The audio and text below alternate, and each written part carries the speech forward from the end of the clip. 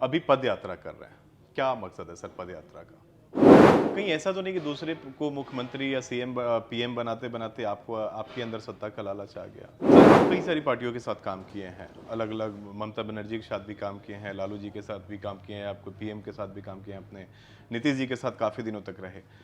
कल के दिनों में आपके साथ एक जनसमूह आपके साथ आता है, आपको नेता मानता है और आपके पीछे चल पड़ता है, पूरा लोग बदलाव का कारण बनता है। फिर कोई और अन्य पार्टी आती है और आपको अपना लीडर बना दे और फिर आपको अपनी पार्टी में विलय करना चाहे तो। अच्छा, बिहार में सबसे बड़ा मुद्दा जो है बेरोजगारी का है, इसको कैसे दूर किया जा सकता है? ये एक अलग पॉलिटिकल से अलग हटके हम लोग बात करें, एक बिहार के नागरिक होने के नाते। बढ़ रही है और कॉलेज से डिग्री बढ़ रही सर, है। इन सब पढ़ाई चीजों तो के दोषी तो आप भी हैं, आप भी सरकार में रहे हैं कुछ दिनों कभी तक। सरकार में नहीं हुई। कंडक्टर की फैक्ट्री लगने की बात देश में हुई, जो महाराष्ट्र में लगनी थी वो गुजरात में चली गई है। जब गुजरात में उसको शिफ्ट किया गया तो देश में डिबेट हुआ कि भाई महाराष्ट्र का चीज वो गुजरात में क्यों जा रहा है। महाराष्ट्र के लोगों ने हल्ला मचाना शुरू किया। सेमीकंडक्टर फैक्ट्री का जो इन्वेस्टमेंट है वो $20 बिलियन है, करीब करीब 1,50,000 करोड़ एक फैक्ट्री के लिए। लगाने वाले कौन है? मुकेश जो लगाने वाले जो अग्रवाल साहब हैं वो वेदांता के, वो बिहार के हैं। उस फैक्ट्री के लगने के बाद उसमें काम करने वाले इंजीनियर होंगे, टेक्नोक्रेट्स होंगे, उसमें कम से कम 10 से 15% बिहार के लोग होंगे। वर्कर भी बिहारी होंगे। लेकिन कभी क्या आपने बिहार में इसकी चर्चा सुनी कि भाई जब लगाने वाला बिहार का, उसमें काम करने वाला बिहार का, तो बिहार में ये क्यों नहीं है? आप बिहार की पूरी कैबिनेट को बैठा दीजिए और उनसे खाली ये पूछ लीजिए कि, और इंक्लूडिंग मुख्यमंत्री जिसको हम लोग पढ़ा लिखा इंजीनियर और क्या क्या मानते हैं, उनसे ही पूछ लीजिए कि भाई सेमीकंडक्टर की है क्या चीज। अगर पूरी कैबिनेट मिलकर ये बता दे कि सेमीकंडक्टर चीज क्या है, तब तो वो चिंता करेंगे कि भाई इसकी कोई फैक्ट्री भी होती है। मतलब इतना भी नॉलेज नहीं है इन लोगों को। भैया आप अगर है तो आप पूछ लीजिए। अच्छा, जो लॉकडाउन में पलायन करके बाहर से आ रहे थे, मैक्सिमम बिहार के लोग थे और कुछ थोड़ा से बंगाल और उत्तर प्रदेश के लोग थे, उसको अगर आज से काम करना शुरू किया जाए, क्योंकि लॉकडाउन खत्म होते फिर लोग वापस जाना शुरू हो गए थे, नहीं, आज देखिए, से अगर काम करना शुरू कर दिया जाए तो कितने दिनों में इसको रोका जा सकता है? एक साल में सर वो रिवर्स हो सकता है। बिहार में एक बड़ा मुद्दा है शराबबंदी का, इसको लेके आप बिल्कुल मेरा व्यू आपका नजरिया क्या है? क्लियर है। ये जन सुराज एक पार्टी का रूप लेती है, लोग समर्थन में आते हैं और सरकार बनाने, मतलब वोट भी मिलता है और सरकार भी बनती है। आपकी नजर में वैसा वो व्यक्ति के अंदर क्या क्या होनी चाहिए जो आपका सीएम बने? अगर मान लीजिए पद यात्रा खत्म हो जाती है, लोकसभा चुनाव से पहले अगर पार्टी का रूप ले लेती है जन सुराज जो टीम है, तो लोकसभा चुनाव लड़े। दोस्तों नमस्कार, स्वागत है आप सभी का वापस एक नए वीडियो में। आज हमारे साथ वीडियो में बात करने के लिए प्रशांत किशोर सर मौजूद हैं। ऑल ओवर इंडिया में जाने जाते हैं चुनावी रणनीतिकार के नाम से, और किंग मेकर भी इन्हें कहा जाता है। कई सारे लोगों को पीएम सीएम बना चुके हैं, कई सारी पार्टियों के लिए भी काम कर चुके हैं। फिलहाल पद यात्रा पे हैं और आज गोपालगंज में हैं। सर, सबसे पहले बहुत बहुत स्वागत है आपका हमारे चैनल में। धन्यवाद। बहुत दिनों से आप कई सारी पार्टियों के लिए काम किए हैं, कई सारे राज्यों में भ्रमण भी किए हैं, कई सारे राज्यों में सरकार भी बना चुके हैं, अभी पद यात्रा कर रहे हैं, क्या मकसद है सर पद यात्रा का? नहीं, देखिए, जिस परिचय से लोग मुझे जानते हैं, कुछ लोग, वो काम हमने 10 साल किया है, 2011 से 2021 तक किया है। ऐसा नहीं है कि कल तक वो काम कर रहे थे और आज उसी क्रम में पद यात्रा कर रहे हैं। उस काम को हमने 10 साल किया है, 2011 से 2021 तक।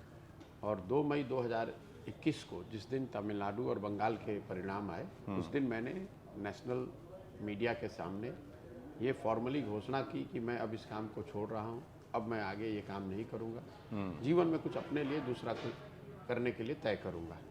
फिर मैं 1 साल तक मैं अपने यहाँ बैठकर सोचने, जांचने, परखने, मूल्यांकन करने के लिए मैंने रखा। उसके 1 साल के बाद 2 मई 2022 को, इसको ध्यान में रखिए, मैंने वो काम बंद किया है 2 मई 2021 को। और मैं बिहार में 2 मई 2022, ठीक 1 साल के बाद, मैंने ये आकर घोषणा की कि बिहार में जन सुराज के नाम से एक अभियान शुरू करेंगे। जन सुराज कोई सामाजिक आंदोलन नहीं है, ये दल बनाकर चुनाव लड़ने का भी अभियान नहीं है। जन सुराज समाज के जरिए बिहार में एक नई राजनीतिक व्यवस्था बनाने का प्रयास है। क्योंकि जो बिहार की स्थिति है, हम लोग आज 40-50 साल पहले भी देश के सबसे गरीब और पिछड़े राज्य थे, और आज भी देश के सबसे गरीब, सबसे पिछड़े, सबसे ज़्यादा भुखमरी, बेरोजगारी और शिक्षा वाले राज्य हैं। तो मेरा ये कहना है कि पिछले 40-50 सालों में इस राज्य ने कांग्रेस की सरकारें देखी, उसके बाद लालू जी की सरकार रही, फिर नीतीश जी की रही, भाजपा की रही, अब दिल्ली में मोदी जी की भी सरकार है। इन सारे दलों को, सारे नेताओं को बिहार की जनता ने देखा है। और अगर हम मान लें इन सारे लोगों ने जो काम किया या करने का दावा करते हैं, सब तो सत्य मान लीजिए, कोई झगड़े की बात ही नहीं है, बहस का मुद्दा नहीं है। आपने जो किया या करने का दावा करते हैं, अगर उसको सही मान भी लिया जाए तो भी आज हम लोग की जो स्थिति है वो तो बिल्कुल स्पष्ट है जनता के सामने कि भाई हम लोग देश के सबसे पिछड़े और गरीब हैं। तो जिस रास्ते से हम लोग, जिस रास्ते पर भी ये राज्य चल रहा है पिछले 40-50 सालों में, जिसमें सारे दल शामिल हैं, स्वाभाविक तौर पर उस रास्ते से चलकर तो आप अपना विकास नहीं कर सकते हैं। और ये कोई प्रशांत किशोर का बयान, असेसमेंट, मूल्यांकन नहीं है, ये तो प्रत्यक्षम किम प्रमाणम, ये प्रत्यक्ष ये प्रमाणित और प्रमाणित है। तो अब इसको अगर सुधारना है तो मेरी अपनी समझ है, सही है गलत है वो तो भविष्य बताएगा, कि अगर इसको सुधारना है तो कहीं ना कहीं समाज के स्तर पर बिहार में वो चेतना बननी चाहिए जहाँ पर लोग अपने जो सही लोग हैं समाज से, उन लोगों का चुनाव करें और चुनाव उन विषयों पर करें जो उनके जीवन के, उनके बच्चों के भविष्य से जुड़ा हुआ है, न कि जाति, धर्म, पाकिस्तान, पुलवामा, चाइना या दूसरे मुद्दों पर। क्योंकि बिहार में पिछले 30-40 सालों से वोट इन मुद्दों पर पड़ते रहे हैं, जबकि जो हम लोग की अपनी समस्या है, हम लोग के बच्चों के भविष्य से जुड़ी हुई बातें हैं, उस पर वोट हम करते नहीं हैं। ये बात बताने के लिए गांव-गांव जा रहे हैं। अब लोगों को अगर ये बात समझ में आए तो उनके सामने स्वाभाविक तौर पे ये होगा कि लोगों ने समझ लिया तो भाई चुनेंगे किसको, विकल्प किसको चुने।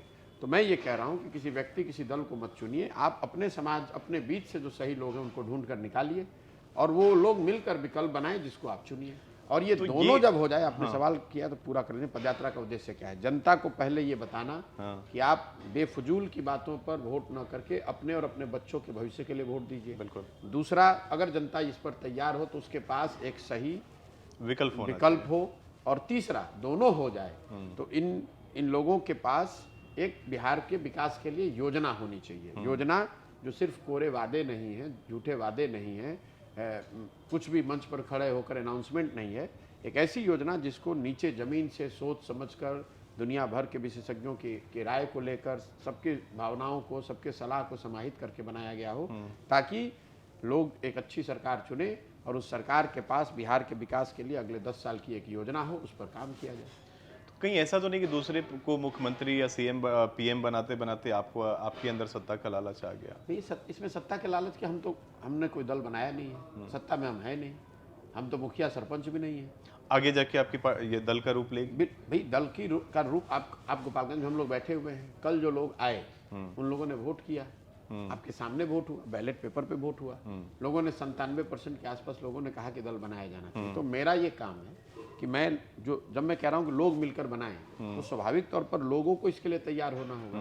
तो हम वो काम कर रहे हैं। मैं इसका कोई नेता हूं नहीं, ये दल है नहीं। देखिए, सीधी सी बात है, बिहार में तो विकल्प चाहिए, क्योंकि आज भी वो पुरानी राजनीति चली आ रही है और वैसे लोग ही राज कर रहे हैं जो लोग जातीयता पे भरोसा रखते हैं, धर्म और जात पे जो लोगों को बांटते हैं। और आज भी जैसे और अन्य राज्य जो टेक्नोलॉजी की बात कर रहे हैं, हम लोग आजकल जातीय वो जनगणना कर रहे हैं। तो ये बदलाव तो चाहिए। वीडियो में आगे बढ़े उससे पहले थोड़ा सा हम चाहेंगे आपसे कि अपनी क्वालिफिकेशन बताएं, क्योंकि बिहार में ऐसे लोगों की काफी कमी है, जो पढ़े लिखे लोग राजनीति में काफी कम है। देखिए, तो सिर्फ पढ़े लिखे होने से आप क्वालिफाइड हैं ऐसी बात नहीं है। फॉर्मल एजुकेशन को आप विद्वता का आकलन के लिए उसको पैमाना नहीं बना सकते हैं। समाज में बहुत सारे लोग जो नहीं पढ़े लिखे हैं, किसी परिस्थितिवश नहीं पढ़ पाए, वो भी बहुत समझदार हो सकते हैं। और बहुत पढ़ा लिखा आदमी भी बेवकूफ़ हो सकता है।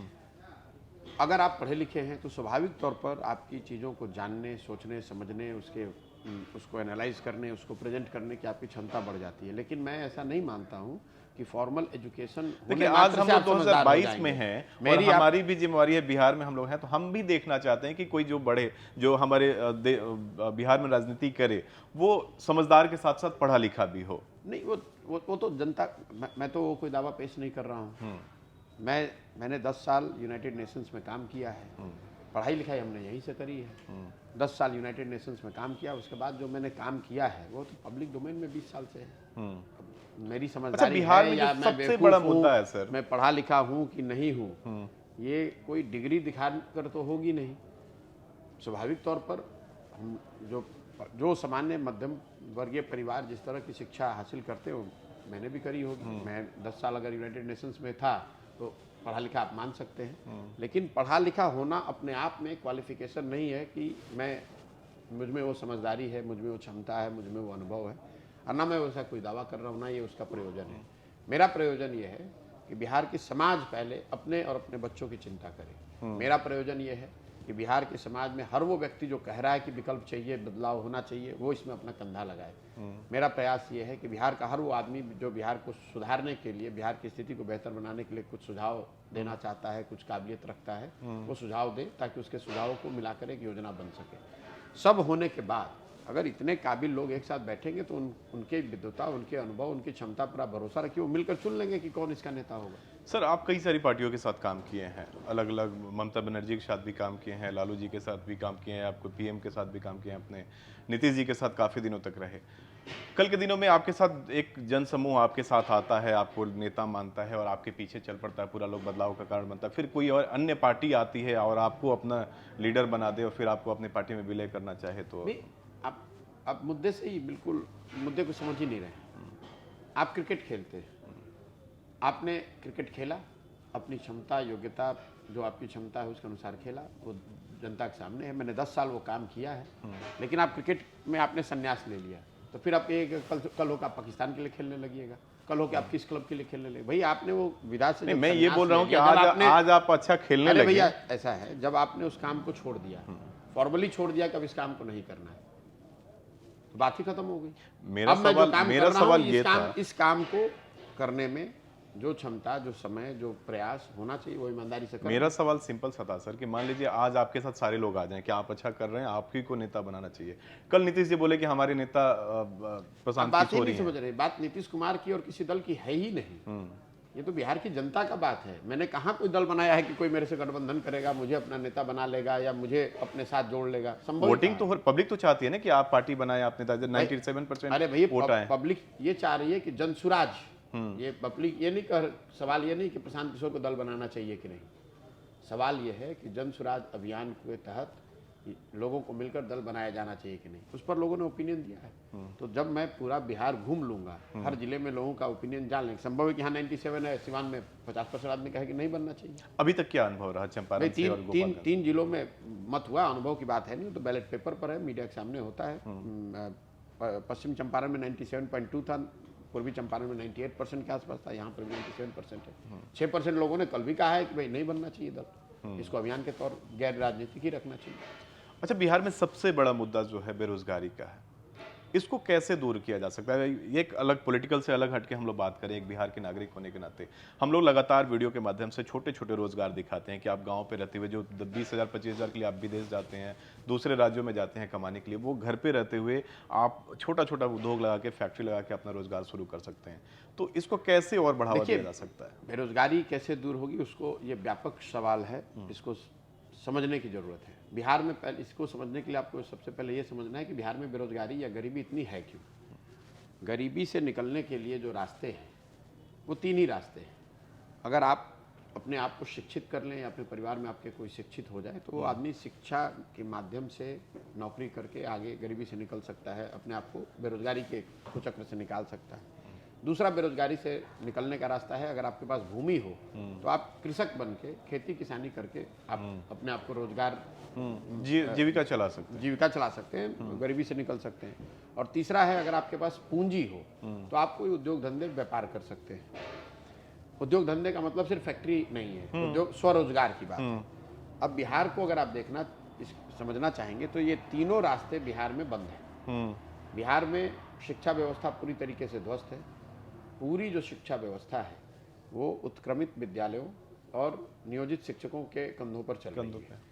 बिहार में शिक्षा, पहले कुछ विद्यालय ऐसे होते थे, सरकारी विद्यालय, जिसमें जिले में 2-4 ही होते थे, जिसमें पढ़ लिख कर आप नौकरी पा सकते थे। आज विद्यालय जो हैं वो खिचड़ी बांटने का सेंटर है, कुछ सरकारी योजनाओं के क्रियान्वयन का लास्ट माइल डिलीवरी का सेंटर है। जो कॉलेज है जहाँ पर बिल्डिंग है, शिक्षक हैं और बच्चे भी हैं, क्योंकि कई लोगों को लगता है कि शिक्षकों की क्वालिटी खराब होने से सारी व्यवस्था ध्वस्त हो गई। ऐसी बात नहीं है, वो सिर्फ एक पहलू है। जो कॉलेज है बिहार में, वहाँ तो शिक्षा मित्र नियोजित शिक्षक नहीं है, फिर वहाँ से लड़के क्यों नहीं अच्छे निकल रहे हैं? इसलिए कि कॉलेजेस को आप देख लीजिए, वहाँ पर बच्चे 3 ही बार जाते हैं, नामांकन लेने, एडमिट कार्ड लेकर परीक्षा देने और डिग्री लेने। तो बिहार की जो पूरी शिक्षा व्यवस्था है वो तो स्कूल से, विद्यालयों से खिचड़ी बट रही है और कॉलेज से डिग्री बट रही सर है। इन सब चीजों के दोषी तो आप भी हैं, आप भी सरकार में रहे हैं कुछ दिनों कभी तक। सरकार में नहीं रहे हैं, अपना जेडीयू में फैक्ट चेक कर लीजिए, फैक्ट चेक कर लीजिए, सरकार में मैं कभी रहा नहीं हूँ। पहले सुन लीजिए, पहले सवाल, आपने सवाल जब पूछा है बेरोजगारी कैसे दूर होगी, तो यहाँ के पूरी समाज की जो समझ है और लोगों का काम करने की जो शैली है वो ऐसी बन गई है कि बस किसी ने कहा कि बेरोजगारी कैसे दूर होगी, नेता खड़ा हो कदम मैं आऊँगा 50 लाख नौकरी दे दूंगा। न पूछने वाले की समझ है, न बताने वाले ने कोई प्रयास किया कि उसको कैसे। तो पहले जब तक आप शिक्षा व्यवस्था को यहाँ नहीं सुधारेंगे तब तक वो दरवाज़ा खुलेगा नहीं। दूसरा, जो यहाँ खेती किसानी करने वाले लोग हैं, बिहार में 60% लोग भूमिहीन हैं, देश के स्तर पर 38% लोग भूमिहीन हैं। तो बहुत बड़ी संख्या ऐसी है, बहुतायत संख्या बिहार में ऐसे लोगों की जिनके पास जमीन है ही नहीं। तो उनके लिए किसानी करना, खेती के माध्यम से आगे बढ़ना ऑप्शन नहीं है। जो 40% लोग जिनके पास जमीन है उसमें से 91%, करीब करीब 37% लोग ऐसे हैं जो 1 हेक्टेयर से कम की खेती करते हैं। और वो जो खेती है वो पेट भरने की खेती है, सब्सिस्टेंस, जीने खाने की खेती है, रोजगार नहीं है। उससे आप जीविका नहीं चला सकते, उससे आप परिवार को आगे नहीं बढ़ा सकते, अपना पेट भरण पोषण कर सकते हैं। इसलिए खेती किसानी वाला रास्ता बंद है। और तीसरा, पूंजी, जो जिसकी चर्चा कहीं नहीं होती। हम लोग को ऐसा लगता है कि बिहार में उद्योग नहीं लगता है क्योंकि यहाँ खनिज नहीं है। कुछ लोग बताना अभी नीतीश कुमार ने शुरू कर दिया है कि यहाँ पर समंदर नहीं है। कुछ लोग कहते हैं लॉ एंड ऑर्डर की वजह से नहीं लगता। ये तीनों बात में सच्चाई नहीं। बिहार में स्वरोजगार का न होना, उद्योग का न होने के पीछे सबसे बड़ी कारण है पूंजी की अनुपलब्धता। पूंजी, स्वरोजगार के लिए पूंजी आता कहाँ से है? पूंजी आप जो बैंकों में जमा करते हैं, देश में पूंजी कहाँ से आता है? जो लोग बचत करते हैं वो पैसा आप बैंकों में जमा करते हैं और बैंक से वो पैसा ऋण के तौर पर आपको कैपिटल या पूंजी के तौर पर मिलता है। इसके लिए देश में एक रेशियो है जिसको कहते हैं CD ratio, credit deposit ratio. बैंकों में कितना पैसा जमा हुआ और कितना पैसा बैंकों ने ऋण दिया। देश में ये CD रेशियो है 70% का। मतलब अगर 100 रुपया लोगों ने बैंकों में जमा किया अपनी बचत का, तो 70 रुपया ऋण के माध्यम से उद्योग धंधे, घर बनाने, गाड़ी खरीदने, स्वरोजगार के लिए लोगों को मिलता है। बिहार में पिछले 30-35 सालों से ये CD रेशियो 40 से कम है। लालू जी के शासनकाल में तो घट के 23% हो गया था। इसका मतलब है कि जब हम लोग 100 रुपये बैंक में बिहार में जमा करते हैं तो बैंक सिर्फ 40 रुपये से भी कम पैसा ऋण के तौर पर देता है। इसीलिए यहाँ कैपिटल की कमी है। अब पिछले साल का उदाहरण देख लीजिए, बिहार की गरीब जनता ने 4,21,000 करोड़ रुपया बिहार के बैंकों में जमा किया और अगर 70% CD रेशियो होता तो उसका मतलब 2,80,000 करोड़ रुपया बिहार के लोगों को स्वरोजगार के लिए, घर बनाने के लिए, गाड़ी खरीदने के लिए, शिक्षा के लिए, हर तरह से 2,80,000 करोड़ रुपया लोन मिलना चाहिए था। मिला कितना? 1,61,000 करोड़। तो अगर आप इस आंकड़े को पिछले 40 साल में देखेंगे तो 1990 से पिछले साल तक 26 लाख करोड़ रुपया बिहार के लोगों की बचत का बैंकों में जो जमा किया गया, ये 26 लाख करोड़ रुपया बैंकों के माध्यम से दूसरे राज्यों में चला गया। जिन राज्यों में उद्योग धंधे लग रहे हैं, कर्नाटक में, तमिलनाडु में, गुजरात में, महाराष्ट्र में, केरल में, वहां पर CD रेशियो कितना है? 90 या उससे ज्यादा। मतलब जितना केरल में अगर 100 रुपया लोगों ने जमा किया तो बैंकों ने वहाँ 95 रुपया लोन दिया और बिहार में अगर 100 रुपया लोगों ने जमा किया तो आपको 40 या 35 रुपये लोन मिल रहा है। तो स्वाभाविक तौर पर अगर 25, इसको कैसे बदला जा सकता है सर? ये भैया ये बदला जाएगा जब आप बैंकों पर ये जिम्मेवारी डालेंगे। कोई स्वेच्छा नहीं है बैंकों की, उनको देना ही है। बिहार में आपको ऋण लेने के लिए, अगर घर बनाने के लिए आपको लोन लेना है तो आपको घूस देना है। यही बैंक, सेम बैंक जब दिल्ली में अपना ब्रांच खोले तो आपको पैसा दे रहे हैं, गिफ्ट दे रहे हैं, प्रचार कर रहे हैं कि आइए हमसे लोन लीजिए। सही बात। और बिहार में वो लोन देने के लिए आपसे पैसा घूस मांग रहे हैं। तो ये तो माइंडसेट सरकार तो दावा कर रही है कि हम कई सारी योजनाएं लेके आ रहे हैं। ये योजना से कोई लेना देना ही नहीं भाई। ये मैं आपको सीधा बता रहा हूँ, ये RBI का रिपोर्ट है। बिहार में ना इसकी कोई चर्चा करता है, ना ज़्यादातर लोगों को इसकी समझ ही नहीं है। 26 लाख करोड़ रुपया पिछले 1990 से 22 तक, मतलब 32 साल में 26 लाख करोड़ रुपया बिहार के लोगों का बचत किया हुआ, जो बिहार के लोगों को मिलना चाहिए था वो बाहर चला गया। वो बाहर चला गया बैंकिंग चैनल से। और हर साल जा रहा है। और ऐसा नहीं कि सरकार को पता नहीं है, सरकार की बैठक होती है, चीफ मिनिस्टर उसको प्रेसाइड करते हैं और उन बैठकों में वो ये रिक्वेस्ट करते हैं बैंक अधिकारियों से कि भाई आप CD रेशियो जो है कम से कम राष्ट्रीय औसत के बराबर कीजिए। तो अगर आप जरा अंदाजा लगाइए कि 26 लाख करोड़ रुपया बिहार में लोगों के हाथ में रहता तो कितनी तरक्की होती, कितनी ज्यादा गाड़ी खरीदी गई होती, कितने ज्यादा घर बनाए गए होते, कितने ज्यादा स्वरोजगार के अवसर हुए होते। रोजगार उससे मिलेगा, बेरोजगारी उससे मतलब दूर इसको होगी। इसका साफ तौर पे देखा जाए तो दोषी भाई सरकार है। नहीं, शिक्षा आपके पास है नहीं, जमीन आपके पास है नहीं और कैपिटल आपके पास है नहीं, तो आप फिर बेरोजगारी दूर कैसे करेंगे? दूसरे राज्यों में कई लोगों जाएंगे। को ऐसा लगता है कि भाई एक कोई फैक्ट्री लगा देंगे, चीनी मिल चालू हो जाए तो बेरोजगारी दूर हो जाएगी। अरे भाई चीनी मिल लगा देंगे आप, जरूरी है, तो उससे क्या 10,000 लोगों को रोजगार मिल जाएगा। लेकिन 13 करोड़ लोगों को तो रोजगार का एक ही तरीका, जो फंडामेंटल बात है, जब आप लोगों को शिक्षित कीजिए, ऐसी शिक्षा दीजिए ताकि वो अपने आप के लिए रोजगार के लिए काबिल बन सके।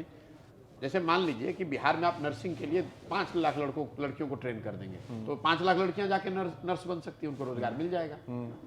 तो लेकिन आप जब स्किल डेवलपमेंट नहीं, स्किल डेवलपमेंट नहीं छोड़िए, स्किल डेवलपमेंट तो सब फोफेबाजी है। एक आप ले लीजिए, 2/3 नर्सिंग कॉलेज जो भारत में है, उसके 2/3 नर्सिंग कॉलेज सिर्फ केरल और तमिलनाडु में है। अगर 100 नर्सिंग कॉलेज पूरे भारत में है तो 75 नर्सिंग कॉलेज सिर्फ तमिलनाडु और केरल में है। तो आपको क्या दिखता है? हर जगह केरल की नर्सें आपको दिखती हैं। तो बिहार की लड़कियों को वो मौका ही नहीं है। जब नर्सिंग कॉलेज बिहार में कहीं आपने देखा है जो नर्सिंग कॉलेज चल रहा है? पैरामेडिक्स नर्सिंग में world wide millions of jobs, मतलब टेंस ऑफ लैक्स जॉब की कमी है, जॉब करने वालों की कमी है। आप बिहार में 5 लाख बच्चियों को ट्रेन कर दीजिए, नर्स बना दीजिए, देखिए उनको रोजगार मिलेगा, कैसे मिलेगा। लेकिन वो सरकारी नौकरी का वादा झूठा करने से नहीं, किसी को सोच समझकर ये नर्सिंग कॉलेजेस का, पैरामेडिक्स के कॉलेजेस का, ITI का जाल बिछाना पड़ेगा ताकि लोग उसमें ट्रेन हो और ट्रेन होकर उनको स्वरोजगार की दिशा में वो बढ़े। जो लोग ट्रेन हो तो रोजगार न मिले, उनके पास पूंजी हो ताकि वो चाहे तो अपना रोजगार कर सके, तभी तो बात बनेगी। स्किल डेवलपमेंट की आपने स्किल के लिए ट्रेन कर दिया। किसी को अब बाल काटने का स्किल है तो बाल काटने का स्किल है, अगर आपके पास पूंजी है तो आप सैलून लगाएंगे, 4 लोगों को एम्प्लॉयमेंट देंगे। अगर आपके पास पूंजी नहीं तो आप दिल्ली में जाकर बाल दूसरे के यहाँ जाके बाल काटेंगे, दूसरे के यहाँ काटेंगे। जाके आप समझ लीजिए क्या फर्क है। जब तक आप फंडामेंटल लेवल पे चीजों को नहीं एड्रेस करेंगे तो बेवकूफी वाली बात कि मैं आऊंगा, मैं 20 लाख लोगों को नौकरी दे दूंगा, मैं आऊंगा रेल का सरकार हर साल लगा दूंगा। अरे भाई 3, 4, 5 फैक्ट्री लगाकर आप बिहार में बेरोजगारी दूर नहीं कर सकते, गरीबी दूर नहीं कर तो जो सरकार हर साल ये मुख्यमंत्री युवा उद्यमी योजना दे रही है, आप PMAGP योजना जो आ रही है, देखिए ये जो बिहार की जो समस्या है इतनी बड़ी है, 13 करोड़ जनता, बिहार के बजट से आप इसको नहीं कर सकते हैं। बिहार का बजट है 2,37,000 करोड़ और बिहार के बचत का 2,00,000-2.5 लाख करोड़ रुपया पिछले साल बैंकों के माध्यम से दूसरे राज्य में चला गया। पूरा बजट ही 2,37,000 करोड़ का है। और मैं आपको आंकड़ा दे रहा हूँ RBI का कि पिछले साल 4,21,000 करोड़ तो सिर्फ नेशनलाइज्ड और प्राइवेट बैंकों में बिहार के लोगों ने जमा किया। आपने अगर CD रेशियो बराबर कर दिया होता नेशनल तो 2 लाख करोड़ रुपए तो एडिशनल मिल गया होता। 2 लाख करोड़ रुपया बजट में लाइएगा कहाँ से? और जब वो पैसा इन्वेस्ट होता, बिजनेस होता, तो उससे सरकार की आय बढ़ती, तो सरकार को भी ताकत बढ़ती, सरकार को और ज्यादा इन्वेस्टमेंट करने की। तो आप तो जो बजट है उसी में किसी तरह जी खा रहे हैं, नया कैपिटल क्रिएट कहाँ कर रहे हैं? नया कुछ उद्योग आ नहीं रहा है, नया कैपिटल क्रिएट नहीं हो रहा है। जब लोगों की आमदनी बढ़ेगी, लोगों का के पास रोजगार होगा, शिक्षा होगी, रोजगार होगा, तो उससे आमदनी बढ़ेगी, आमदनी बढ़ेगी तो बचत बढ़ेगा, बचत बढ़ेगा तो फिर वो फ्लॉबैक होगा, उससे सरकार को टैक्स। ऐसे ही तो इकोनॉमिक तरक्की कैसे होती है? मुझे लगता है बिहार का कोई नेता इतने डाटा पे काम नहीं करता होगा, इस तरह रिसर्च नहीं करता होगा। नहीं, ये डेटा क्या, अभी तो बेसिक कॉमन सेंस है। लोग अब यहाँ पर तो क्या है भाई कि कुर्ते के ऊपर गंजी को पहनना ही लोग नेता होना मानते हैं। अभी भी लोग जातीय राजनीति में उलझे हुए हैं। आपको नहीं, क्या लगता है कि आप अभी चल रहे हैं पद यात्रा पे? देखिए, जातीय राजनीति में उलझे नहीं उलझे, उलझा के रखा गया है। अगर आपको इन किन्हीं बातों की समझ है नहीं तो स्वाभाविक तौर पे आप वही बोलेंगे जो आपको समझ है। अब आप बिहार के फिनांस मिनिस्टर को बुलाइए, उनसे जरा बात तो कीजिए कि भाई ये 25 लाख करोड़, आप तो खुद पत्रकारिता कर रहे हैं, आप मुझे बता दीजिए 2-4 साल 5 साल से कर रहे होंगे कम से कम, मुझे जानकारी नहीं कितने साल से कर रहे हैं। किसी ने बिहार में, किसी पत्रकार ने, किसी टिप्पणीकार ने, किसी राजनेता ने बिहार से जो ये कैपिटल का पलायन हो रहा है, सब लोग कहते हैं लोगों का पलायन हो रहा है, मैं कह रहा हूँ कि लोगों का पलायन इसलिए हो रहा है कि यहाँ कैपिटल का पलायन हो रहा है। कैपिटल का पलायन हो रहा है। तो आप जब 25 लाख करोड़ रुपया, पूरे बिहार का पिछले 32 साल में बजट नहीं है 25 लाख करोड़, तो जो पैसा बैंकों के माध्यम से सरकार इन्वेस्ट करा सकती थी वो कर नहीं रहे हैं। और जब आपके पास 5 ही रुपया है, उसको किसी भी तरीके से खर्च कीजिए, चाहे उसको आप योजना बना दीजिए, चाहे उसको आप फ्री में बांट दीजिए, चाहे उससे आप स्किल डेवलपमेंट कराइए या शिक्षकों का सैलरी बढ़ाइए। आपके पास है ही जो है वही तो बांटोगे आप। 2,37,000 करोड़ का बजट है। तेलंगाना बिहार से 1/4 स्टेट है इन टर्म्स ऑफ पॉपुलेशन, उनका बजट 2,30,000 करोड़ है, हम लोग से 4 गुना बड़े हो गए वो। भाई बिहार का बजट पर कैपिटा बेसिस पे अगर आप भारत से कंपेयर करेंगे तो बिहार का बजट होना चाहिए 8 लाख करोड़, जब आप जेडीयू के लोगों से अभी बात करेंगे, सरकार के लोगों से, तो कहेंगे कि जब हम आए थे तो हमारा बिहार का बजट था 30,000 करोड़, अभी 2,37,000 करोड़ है। Adjusted for price and inflation, वो 30,000 करोड़ अभी वही है भाई जो 1990 2005 में 2005 में 8,000 रुपया आज के 1,00,000 रुपए के बराबर था। तो 30,000 रुपया उससे आप एडजस्ट कर दीजिए। अब ये बेसिक बात लोगों को ना बताता है ग्रॉस में कि उस समय 30,000 करोड़ था, आज 2,30,000 करोड़ है। अरे भाई इसमें आपका कोई हुनर नहीं है, वो तो नॉर्मल इन्फ्लेशन है। 6% 8% का अगर इन्फ्लेशन है compounded for 30 years, that will become that much. इसमें आपका क्या खूबी है? अगर मान लीजिए आप सरकार में आते हैं, आपकी पार्टी बनती है और आप बैठते हैं इन सब चीज़ों सरकार में, तो इसको कैसे सुधारा जा सकता है? बिल्कुल भाई, मैं ये कह रहा हूँ 10 साल में मैं सरकार में आऊं या न आऊं, पार्टी बने न बने, मैं जब ये पदयात्रा खत्म होगी तो ये मैं योजना बना के जारी करूंगा कि 10 साल में बिहार को देश के 10 सबसे अच्छे राज्यों में शामिल कैसे कराया जा सकता है सारे विकास के मानकों पर। मैं ये भी कह रहा हूं कि इसको नंबर 1 नहीं बनाया जा सकता है 10 साल में। मैं उन बेवकूफ़ों में नहीं हूं जो खड़ा होकर कहता है कि हमको बना दीजिए, हम नंबर 1 बना देंगे। कैसे नंबर 1 बन जाइएगा? देश में जो नंबर 1 राज्य है, मान लीजिए आप एक पैरामीटर पर कैपिटा इनकम उठा लीजिए, तो गोवा में पर कैपिटा इनकम है 2 लाख, हम लोग हैं 35,000 पर, राष्ट्रीय औसत है 1,35,000 रुपये। तो आप बहुत अच्छा प्रयास करेंगे तो कोशिश करेंगे कि टॉप 10 में पहुंच जाएं, क्योंकि जब आप बढ़ रहे हैं किस रफ्तार से आप बढ़ेंगे कि 35,000 2 लाख हो जाए, और जो 2 लाख पर बैठा है वो डिग्रो करना शुरू करेगा, वो भी तो बढ़ेगा आगे। तो इसलिए जो लोग ये कहते हैं कि मैं बिहार को नंबर 1 बना दूंगा, उनको कोई समझ नहीं है। मैं रोज अपने भाषणों में कहता हूँ कि कोई अगर ये दावा कर रहा है कि मैं बिहार को सुधार दूंगा, तो वो लिख कर रखिए, या तो आदमी मूर्ख है, उसको समझ ही नहीं है कि समस्या कितनी बड़ी है, या फिर वो सिरे से सबको मूर्ख बना रहा है, बनने के बाद उसको भी कुछ नहीं करना है। अच्छा, आपको लगता है कि जातीय राजनीति में उलझे लोग ये सब चीजें समझ पाएंगे? नहीं, बिल्कुल लोग जातीय राजनीति में इसलिए उलझे हुए हैं या उलझे हुए दिखते हैं क्योंकि उनके पास कोई दूसरा विकल्प नहीं है, दूसरा कोई नरेशन नहीं है, दूसरा कोई प्रयास नहीं हुआ है। किसी ने प्रयास किया और वो सफल नहीं हुआ, तब तो मैं आपकी बात मानूंगा। कहाँ किसी ने इकोनॉमिक मॉडल यहाँ दिया है, कहाँ किसी ने यहाँ विकास की बात करी है, कहाँ किसी ने कोई प्रयास? बिहार की राजनीति में काफी मास्टर माइंडेड लोग हैं जो खुद तो हिंदू हैं लेकिन मुस्लिम लोगों को उलझाए हुए हैं कि हम तुम्हारे पक्ष की बात कर रहे हैं ताकि मुस्लिम वोट बैंक बना रहे। जातीय बात करके लोगों को फोड़ के ऐसा है, वो कर रहे हैं जो वो जानते हैं, मैं वो कर रहा हूँ जो मैं जानता हूँ।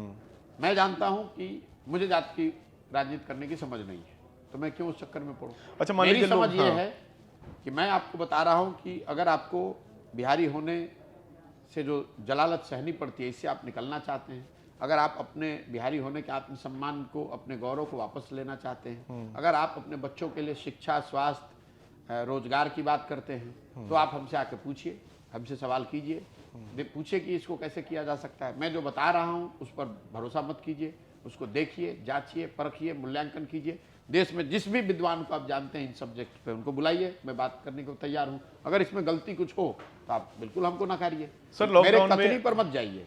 मैं जो कर रहा हूं उसको देखिए, जो मैं योजना बनाकर जारी करूंगा, ऐसा नहीं कहूंगा कि मुझे आप सरकार में पहले बैठा दीजिए उसके बाद मैं योजना बनाऊंगा। मैं योजना बनाकर पहले जारी कर रहा हूँ।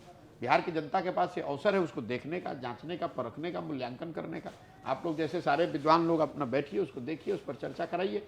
अगर वो बात समझ में न आए, मैं जो आपको सीडी रेशियो बता रहा हूँ, मान लीजिए आपने ये सोचकर आप नहीं आए थे, तो आपको इसमें आप जाके इसको अधिक हो सकता है 20 को जाके जांचिएगा। आरबीआई की रिपोर्ट है हर साल का, आप कहिए मैं आपको आंकड़ा दे देता हूँ। लेकिन एक बार आपको बात समझ में आएगी तो आपको ये बात तो समझ में आ रही है कि 25 लाख करोड़ यहाँ से बिहार से बैंकों के माध्यम से दूसरे राज्यों में जा रहा है। बिहार की गरीबी का एक मुख्य कारण ये है।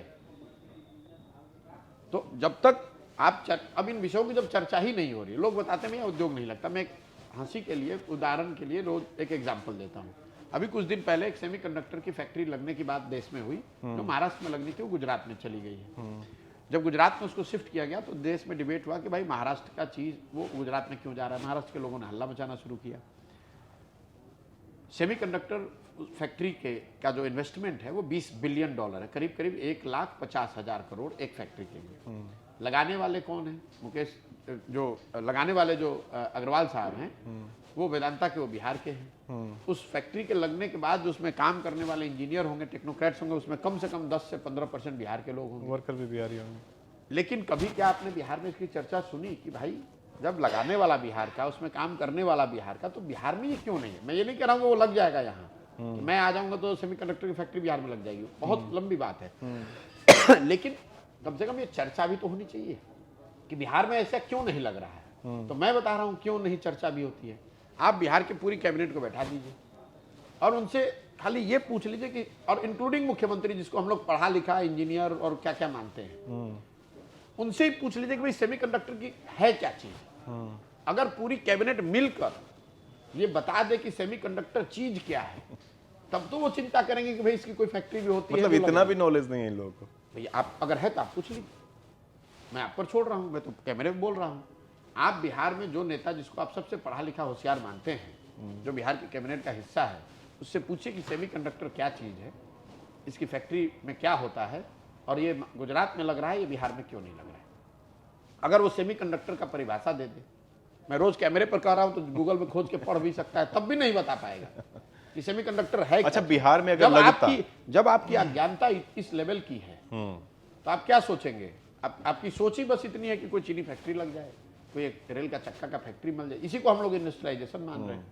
ये बिहार में, अमेरिका में 60% इकोनॉमी जो है वो सर्विस सेक्टर की है, भारत की इकोनॉमी 60% सर्विस सेक्टर की है।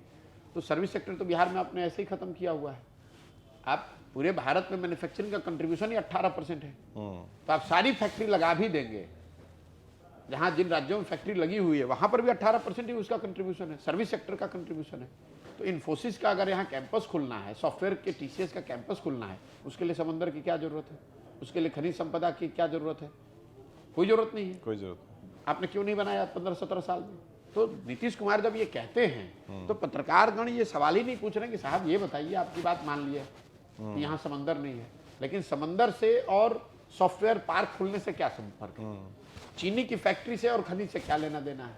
लेकिन नेता यहाँ जो मन में आता है बोलता है और पब्लिक वही मान लेती है या उसको मना दिया जाता है। अच्छा, जो लॉकडाउन में पलायन करके बाहर से आ रहे थे, मैक्सिमम बिहार के लोग थे और कुछ थोड़ा से बंगाल और उत्तर प्रदेश के लोग थे, उसको अगर आज से काम करना शुरू किया जाए, क्योंकि लॉकडाउन खत्म होते फिर लोग वापस जाना शुरू हो गए थे, आज से अगर काम करना शुरू कर दिया जाए तो कितने दिनों में इसको रोका जा सकता है? एक साल में सर वो रिवर्स हो सकता है। 1 साल में रिवर्स हो जाएगा, क्योंकि यहाँ पर लेबर की शॉर्टेज है एक्चुअली। अगर आप गांव में घूमेंगे तो ये आयरनी है, जैसे इंडिया में होता है ना कि बहुत लोग पढ़े लिखे बेरोजगार हैं और बहुत ऐसे उद्योग धंधे हैं जिनको लोग मिल नहीं रहे काम करने वाले। ये मिसमैच है। बिहार में बहुत बड़ी संख्या में लोग हैं जिनको रोज मजदूर नहीं मिल रहे हैं, और साथ में 1-1.5 करोड़ लोग यहाँ से बाहर जाकर काम कर रहे हैं, उसका समायोजन नहीं है। तो 1 साल में इस चीज को रिवर्स किया जा सकता है, लोग वहां वापस आ सकते हैं। 1 साल से ज्यादा नहीं लगेगा, मैं आपको लिख के दे रहा हूँ। 1 साल से ज्यादा नहीं लगेगा। मैं ये नहीं कह रहा हूँ कि 1 साल में हर व्यक्ति वापस आ जाएगा।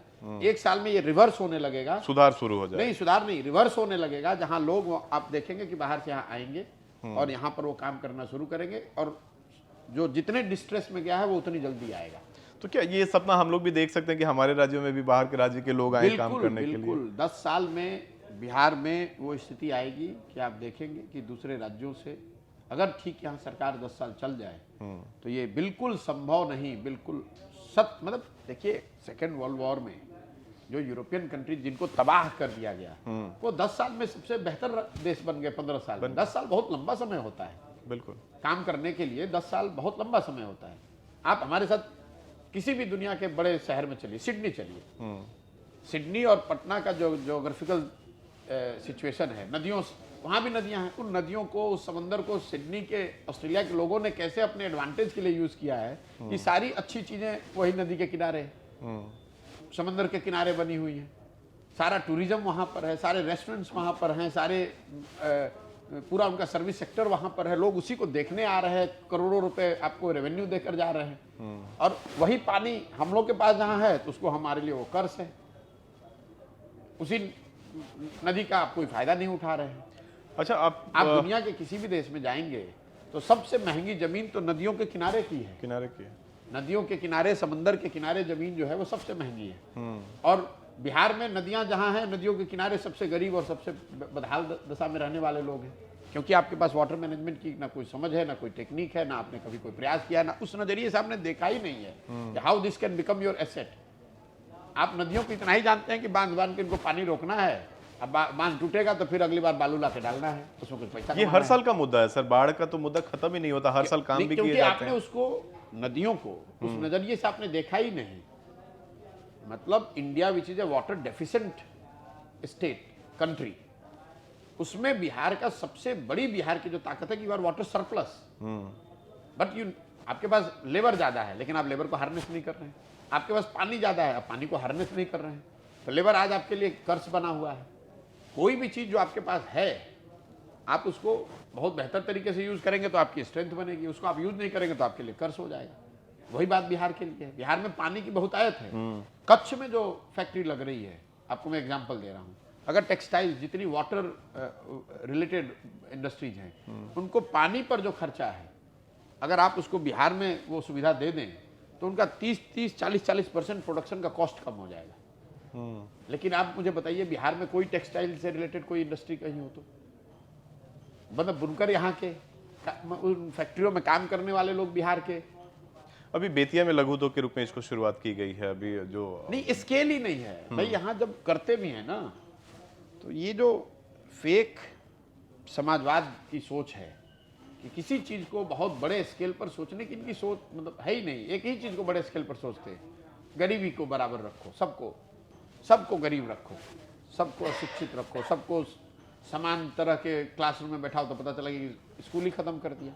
सबको समतामूलक शिक्षा के नाम पर सबको अशिक्षित बना दिया, सबको आर्थिक बराबरी करने की दिशा में सबको गरीब बना दिया।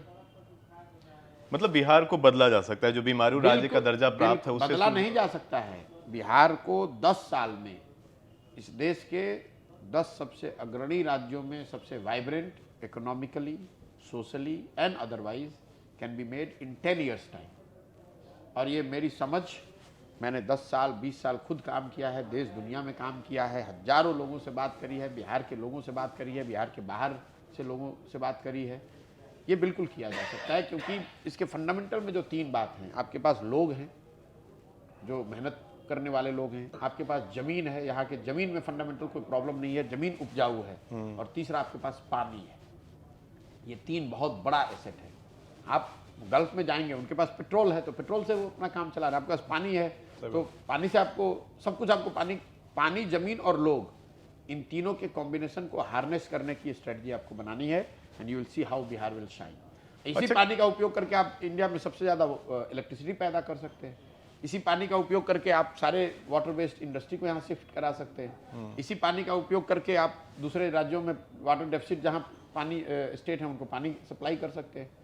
इसी पानी का उपयोग करके आप वेजिटेबल के वर्ल्ड के सप्लायर बन सकते हैं।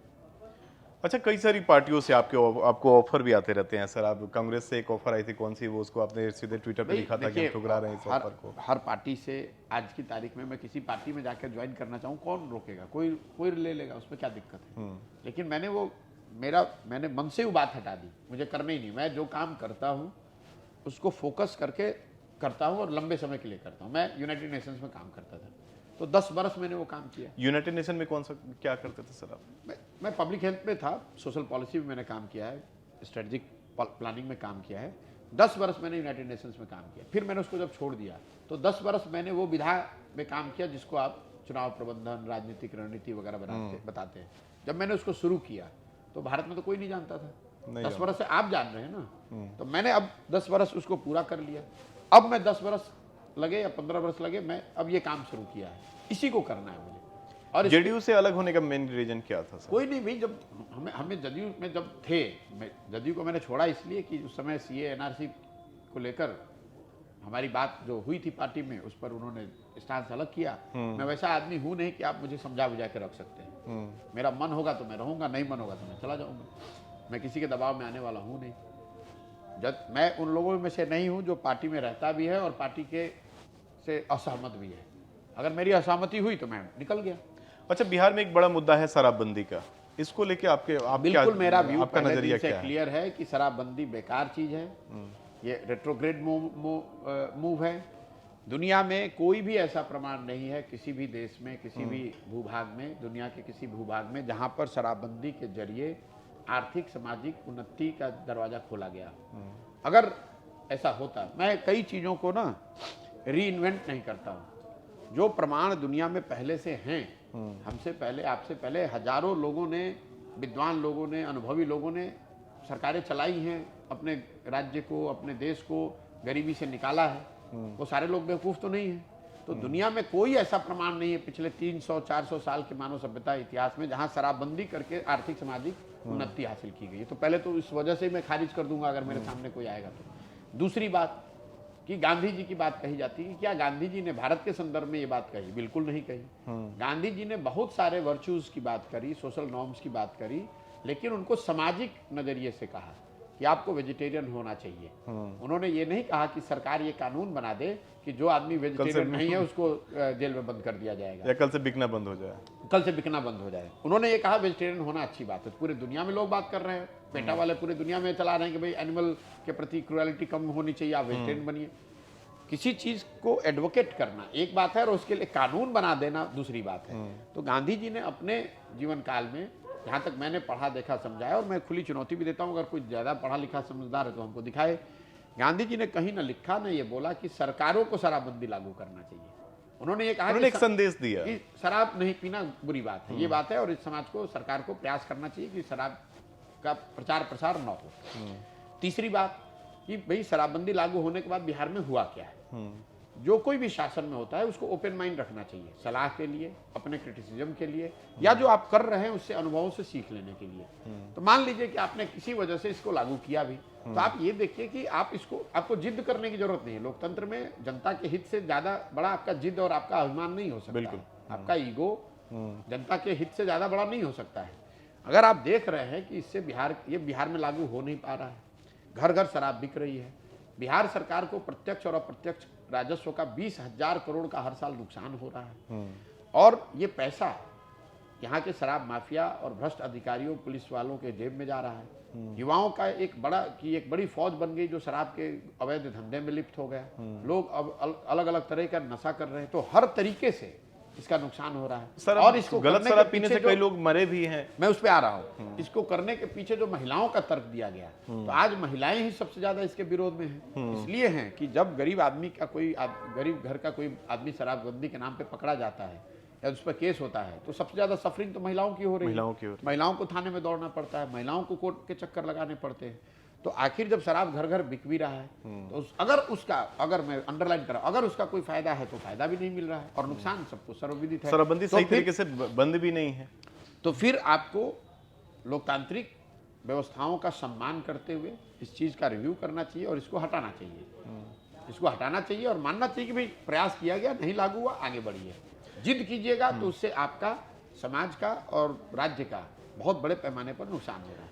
वीडियो काफ़ी लंबा होगा सर। लास्ट में हम आपसे जानना चाहेंगे कि मान लीजिए आप अगर ये जन सुराज एक पार्टी का रूप लेती है, लोग समर्थन में आते हैं और सरकार बनाने, मतलब वोट भी मिलता है और सरकार भी बनती है, तो आप अपने सीएम का चुनाव किस तौर पे करेंगे? कैसे लोगों को चाहेंगे कि सीएम वो बने? नहीं, जन सुराज जब पार्टी बनेगी, अगर बनती है, जब बनती है, तो लोग उस समय बैठ के ही नेता का चुनाव करेंगे।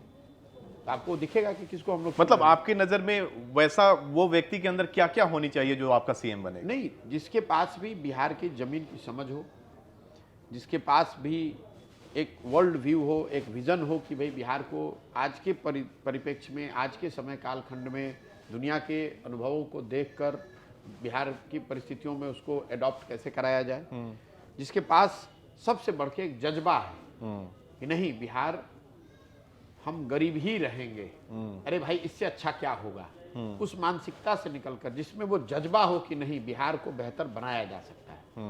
हम लोग देश के सबसे गरीब और पिछड़े राज्य बने रहने के लिए फॉर एवर नहीं आए हैं। जिन राज्यों की तरक्की हुई है, उन राज्यों को उन राज्यों के लोगों ने बनाया है। तो निश्चित तौर पर बिहार में ऐसी कोई बात नहीं है, कोई चीज़ मिसिंग नहीं है। एक ज़रूरत इस बात की है कि यहाँ पर एक व्यवस्थित तरीके से ऐसे लोगों को साथ में जोड़ा जाए, सारे विचारों को, अनुभवों को, सीख को साथ में लाया जाए और बिहार के विकास के लिए एक योजनाबद्ध तरीके से ईमानदार प्रयास किया जाए। बिल्कुल बिहार को सुधारा जाए। ये पद यात्रा कब तक चलने वाली है आपकी? मेरे लिए कोई समय का महत्व नहीं है। मतलब पूरे बिहार में भ्रमण करेंगे? पूरा बिहार ना कर लूं, लगभग कितना समय लगने वाला है? कम से कम 1-1.5 साल लगेगा। तो अगर मान लीजिए पद यात्रा खत्म हो जाती है लोकसभा चुनाव से पहले, अगर पार्टी का रूप ले लेती है जन सुराज जो टीम है, तो लोकसभा चुनाव लड़ेंगे? मैं ये सवाल भी कल पूछा गया था कि अगर पार्टी बनेगी तो लोकसभा लड़ना चाहिए कि नहीं, तो उसमें भी 95% लोगों ने कहा कि लड़ना चाहिए। लेकिन ये लोगों की सोच है, जब पार्टी बनेगी तो उस समय लोग बैठ के, जो लोग इतने मंथन के बाद निकल कर आएंगे और इससे जुड़ेंगे, तो वो उनमें वो क्षमता है ये डिसाइड करने की कि लोकसभा लड़ना है कि विधानसभा लड़ना है कि दोनों नहीं लड़ना है कि दोनों लड़ना है, उस समय ये निर्णय लिए सर लास्ट सवाल एक अलग से पूछना चाहेंगे हम आपसे, कैसे समय निकाल पाते हैं अपनी फैमिली के लिए? और ये नहीं, कोई फैमिली के लिए समय नहीं निकालते हैं। मैं उनमें से नहीं हूँ जो वर्क लाइफ बैलेंस में बिलीव करता है। मेरा कोई वैल्यू जजमेंट नहीं है। जो लोग वो मैनेज कर पाते हैं उनके लिए मेरे मन में सम्मान है। मेरे नज़रिए से मेरे लाइफ में वर्क लाइफ बैलेंस कोई चीज़ नहीं है। मैं जो काम करता हूँ मैं पूरी तरीके से वही काम करता हूँ। जब मैं पदयात्रा कर रहा हूँ तो इसको जितनी शुद्धता और ईमानदारी से किया जा सके वो कर रहा हूँ। 2 तारीख से मैं अपने घर नहीं गया हूँ, मैं गाड़ी पर नहीं बैठता हूँ, मैं कोई छुट्टी लेता हूँ। मैं सुबह से लेकर शाम तक मैं फुल टाइम काम करने में ही यकीन करता हूँ। मेरा पार्ट टाइम काम में विश्वास ही नहीं है। तो अगर इस काम को मैंने लिया है तो मैं पूरी ईमानदारी से, जो भी भगवान ने मुझे शक्ति बुद्धि दी है वो पूरी ताकत इसमें झोंकेंगे, और चाहे 2 बरस लगे 4 बरस लगे, मैं कृत संकल्पित हूँ, इसको करना ही है। सर बहुत अच्छा लगा आपसे बात करके और काफ़ी अच्छा लगा आपके विजन को जान के कि बिहार के प्रति आपका बहुत बहुत जनरल धन्यवाद। Thank you. बहुत बहुत धन्यवाद।